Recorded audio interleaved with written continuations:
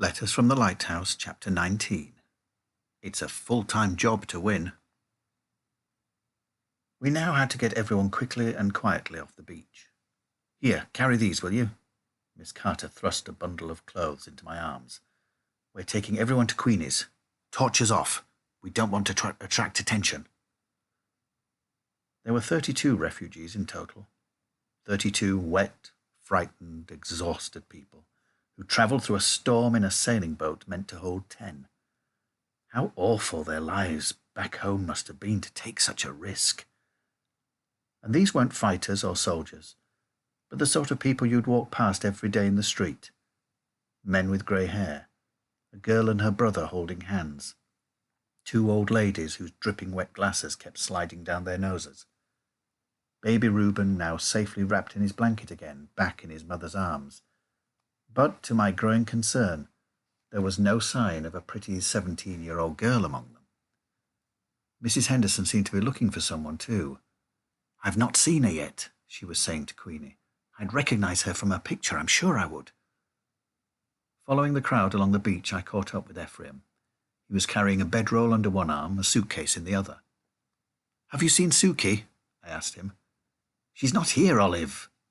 He sounded irritated. "So she can't be involved, can she?" "She must be," I insisted. "She had the code." In frustration, he raised his shoulders skywards. "I don't know what's happened, all right? A mix-up, an accident. All I know is she's not here, so stop asking." Back at Queenie's, her kitchen was bright, warm, and soon very full of people peeling off wet coats and thawing their hands by the fire. It was a completely different room to how I'd remembered it on our first night here. Something was actually cooking on the stove, and the table was laden with plates, bowls, spoons, and loaves of bread. "Welcome, everyone," Mrs. Henderson announced, clearing her throat. "Or should I say, shalom? Forgive my rusty Hebrew. Please, eat all you can." Thick carrot soup was ladled onto plates and into bowls, and when they ran out, into cups. With each serving, Queenie also gave out envelopes, which people seemed equally grateful for. They were, Miss Carter told me, fake identity papers. "We need it to look official," she explained. "On their own papers, these people wouldn't be allowed into our country, sadly." "So they're staying here for just a few days?" I asked, remembering what Queenie had told me. "Only until they're strong enough to travel on. We'll try to keep it as low-key as possible, but you know what this place is like. Someone's bound to stick their beak in somehow." Yet the mood in Queenie's kitchen right now was joyful, almost giddy, like that of a birthday tea or a Christmas dinner. We'd been part of something no one had expected to succeed, and against the odds it had. Yet for me it felt bittersweet, because Suki wasn't there. So I was glad to be kept busy, slicing bread, offering refills of soup. "You'll have heard the news." Mrs. Henderson sidled up to Miss Carter, who was next to me cutting more bread. "Our contact didn't make it onto the boat." I stopped to listen. No, said Mrs. Henderson quickly, keen to dispel the concern on Miss Carter's face. "We've had no reports of a casualty. Apparently she ran off as the boat was leaving. They couldn't wait. They had to sail without her." Miss Carter looked shocked. How very odd. I thought Mrs. Arby was one of the best. Mrs. Arby. That name again. The contact from London who everyone trusted but no one seemed to have met. I watched as Miss Carter threaded her way across the room to break the news to Ephraim and Queenie. Their reactions were similar. A nod, a shake of the head, a look of disbelief, as if they'd expected better from their mysterious Mrs. Arby. After the initial relief, the mood in the room grew quieter and more thoughtful. Some of the refugees had already fallen asleep in their seats, Ephraim's hand-knitted socks warming their feet. Little Reuben was snoring heartily. His mum, a lady called Miriam, let me hold him for a moment, and I marvelled at his tiny pink fingers and the jet-black curls on his head. "He's so little," I murmured. "Isn't he?" Miriam spoke perfect English. "He's only 5 days old, you know." And theirs wasn't the only incredible story. By the fire, a brother and sister, Jacob and Elise, played cards like normal families did. except their parents had been sent to a camp in Poland, and they'd only escaped a similar fate after a sympathetic doctor hid them both by strapping them to the underside of a stretcher, then carrying them into a waiting ambulance. Mrs. Henderson told me all this, and really it was quite a lot to take in. We also managed to track down the rightful owner of the waterlogged suitcase, a small, dark-haired woman called Judith. Ephraim said he'd go back to the Lighthouse to fetch it for her. I asked him to check on Cliff while he was there. "We hit a huge wave yesterday and it fell overboard." She spoke in German, which Queenie translated. "It's a miracle it turned up on this beach, a sign we were meant to come here." I wanted to hear more of her story, but by now there was a mountain of washing up to do, and Mrs. Henderson was bustling me towards the sink. "Let's make a start on these dishes," she ordered. "I'll wash, you dry." The sight of all the dirty plates made me suddenly aware of how exhausted I was. It was the middle of the night, after all, but as we'd worked we got talking some more about the refugees, and I soon forgot to be tired. They were mostly from Austria, Mrs. Henderson told me, all Jewish but for one young woman, a ballerina, whose Romany parents had been put in prison by the Nazis. She was called Lyuba Zingari, which I thought a marvellous name, and was trying to get to America to become a famous dancer.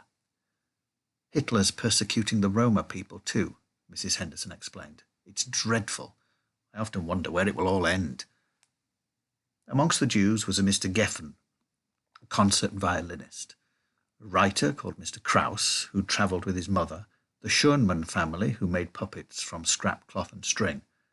Their 3 daughters, Rosa, Anna, and Mimi, could play just about any musical instrument you could name. "That Mimi Sherman," Mrs. Henderson pointed a soapy finger at a tall, pale girl with startling green eyes. "She sings like one of God's own angels, so I'm told." The other refugees were librarians, a baker, 3 men who wrote for newspapers, a singer, a shopkeeper, and 2 young women who were teachers called Fräulein Weber and Frau Berliner.